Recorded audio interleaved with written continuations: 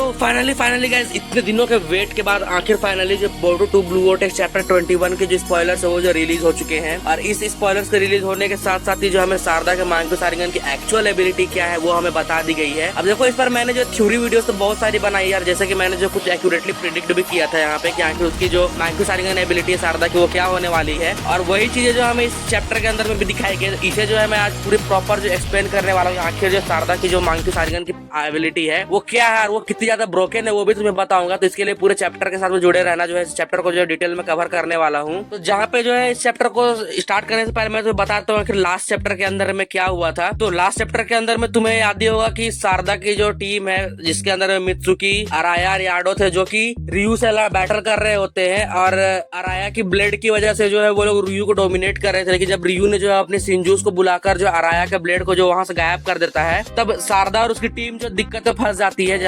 जहाँ पे मित्सुकी और अराया को जो रियू है वो कैप्चर कर लेता है और याडो जो है थोड़ा सा रियू को मैनिपुलेट करके जो उसकी टीम में जाने की कोशिश करती है, लेकिन जो है रियू उसकी बात सुनता नहीं है और वो जो उसे मार देता है यहाँ पे। और इसके बाद फिर जब याडो जो है उससे बात करती है तो उसके बारे में जो है बताती है कि उसके अंदर एक हिडन पावर है जो कि उससे जो अभी तक यूज नहीं किया, वो जो उसे यूज करने के लिए कहती है। और इसी वजह से जो है शारदा अपनी मांगो शारिंगन को जो है एक्टिवेट करती है, इस बार उसके पावर को यूज करती है। और वहीं दूसरी तरफ जो है कोनोहामारू जब मात्सुरी को डबल राशिंगन से जो अटैक करता है तो उस समय जो है हमें दिखाया जाता है कि मात्सुरी को अच्छा खासा डैमेज हुआ, लेकिन वो जो से मरती है नहीं। और यही सारी चीजें जो हम आगे देखने वाले कि आखिर कोनोहामारू जो है क्या मात्सुरी से जीत पाएगा या नहीं, और शारदा के मांगो शारिंगन की एबिलिटीज होंगी क्या आखिर में। चैप्टर जो शुरू होता है चैप्टर 21 वो जो शुरू होता है शारदा के साथ में, जो कि अपने पास्ट को याद कर रही होती है। और हमें यहाँ पे दिखाया जाता है कि शारदा जो है हमेशा से जो है होकागे बनना चाहती थी, और लेकिन वो जो है अपनी कमजोरी को हमेशा छुपाना चाहती थी और कभी वो इस चीज को एक्सेप्ट नहीं करना चाहती थी। और उसके वो अपने पास्ट के बारे में जो बहुत ज्यादा सोचने लगती है यहाँ पे, जहाँ पे उसको जो अपनी कन्वर्सेशन जो है सुमीरे के साथ में और बाकी सारे लोगों के साथ में याद आती है। और इसके अलावा उसे वो मोमेंट भी याद आता है जब जहाँ पे जो है कावाकी और बोरुटो की लाइफ जो आइडा के ओमनीपोटेंस की वजह से स्विच हो जाती है। और जैसे कि तुम्हें याद होगा चैप्टर 80 के अंदर में बोरुटो ने जो शारदा को बचाया था और उसके बाद फिर जो है वो लोग वहां से उन्हें जाना पड़ा था, उसके बाद वहीं से जो है टाइम स्किप शुरू होता है। तो इसके बारे में जो है शारदा थोड़ी सी बहुत सोचती है। इसके बाद फिर जो हम रियल टाइम के अंदर में आते हैं, जहाँ पे जो है शारदा अपने मांग्यो शारिंगन को एक्टिवेट करती है। रियू की जितनी भी आयरन सैंड थी जो कि अटैक करने के लिए उसने जो है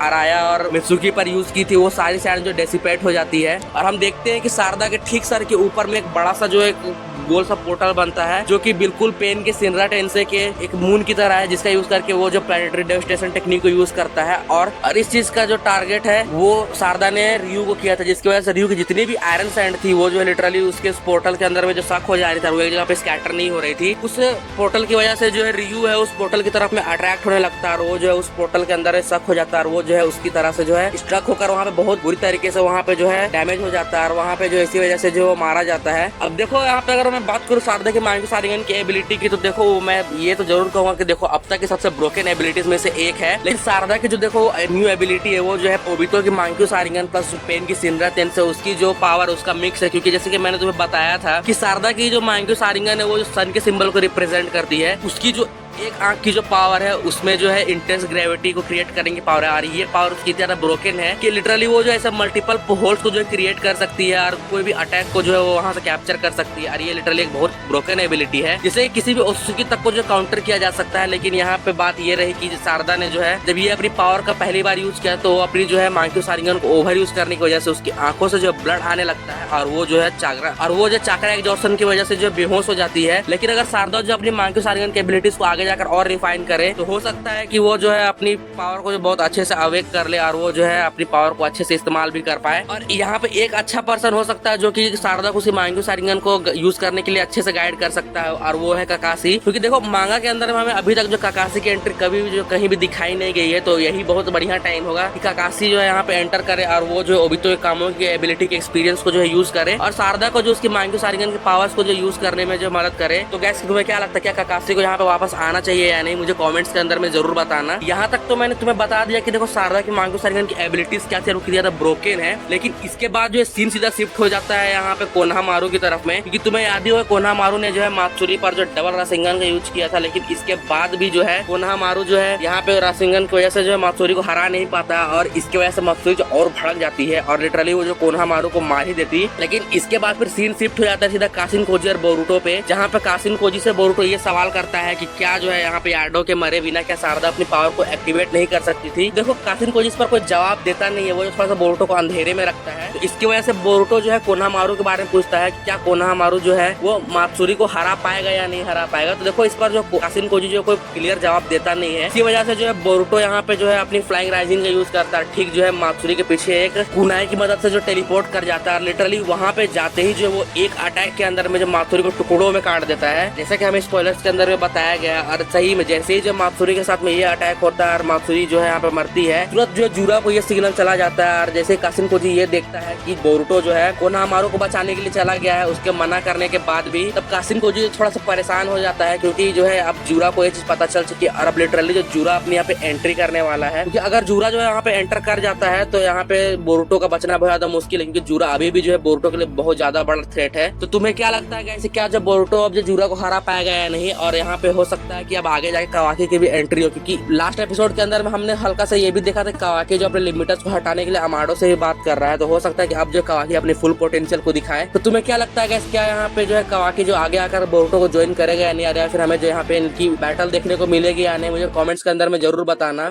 और देखो गाइस अभी पूरी चैप्टर रिलीज हुई नहीं है, जब पूरी प्रॉपर चैप्टर रिलीज हो जाएगी तो इसके अंदर में जो बची हुई डिटेल्स है मैं उसे भी जो यहाँ पे कवर कर दूंगा, तो कोई दिक्कत की बात नहीं है गाइस। इसी वजह से जो आज की वीडियो के लिए बस गाइस इतना। अगर तुम्हें वीडियो यहाँ तक देखे तो गाइस तुम्हें वीडियो जरूर पसंद आई होगी। प्लीज गाइस वीडियो को लाइक करना, चैनल को सब्सक्राइब करना और मुझे ऐसे ही जो सपोर्ट करते रहना। बाकी जो है मैं तुम्हें मिलता है किसी ब्रांड न्यू वीडियो साथ, तब तक के लिए थैंक्स फॉर वॉचिंग।